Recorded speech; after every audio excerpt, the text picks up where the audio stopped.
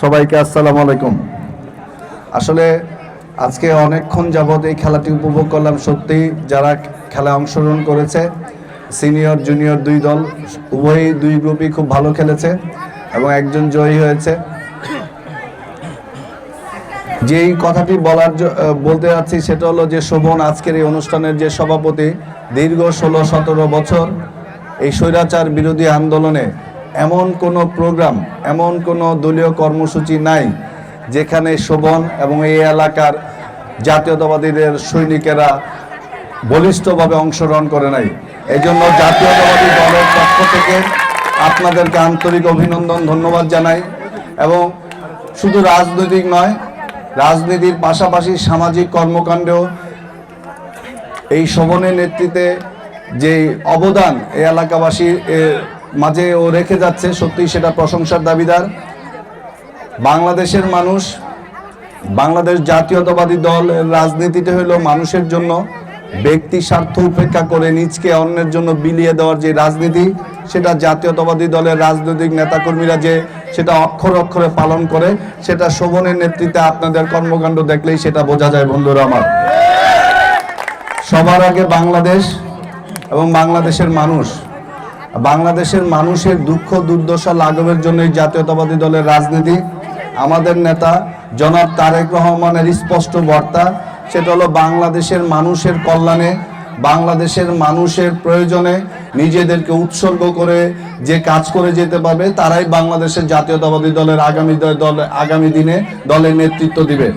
So এই বিষয়টাকে সামনে রেখে সামাজিক কর্মকাণ্ডের মাধ্যমে এবং মানুষের পাশে থাকার যে প্রত্যয় নিয়ে আপনারা আজকে আমাদের কিছু এই এলাকার যারা সম্মানিত লোকজন আছেন, যারা নিজেদেরকে কখনো কখনো জাতীয়তাবাদী দলের নেতাকর্মীরা আমরা সবসময় মানুষের পাশে থাকার চেষ্টা করি।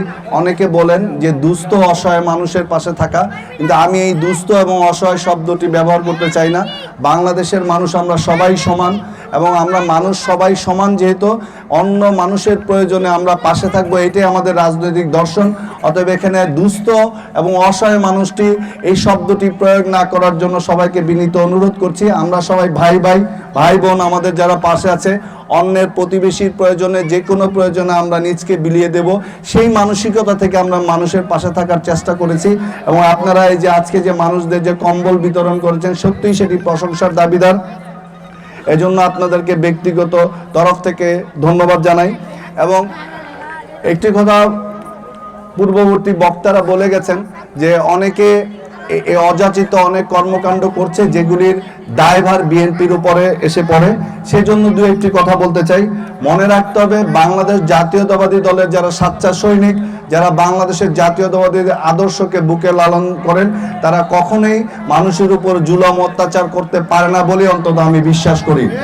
তারাই করে যারা সুবিধাবাদী একটি চক্র সবসময় থাকে, যারা বিভিন্ন সময় ভোল পাল্টিয়ে নিজেদেরকে অবস্থান জাহির করার জন্য এই সমাজের উপরে জুলুম অত্যাচার করার চেষ্টা করে থাকে।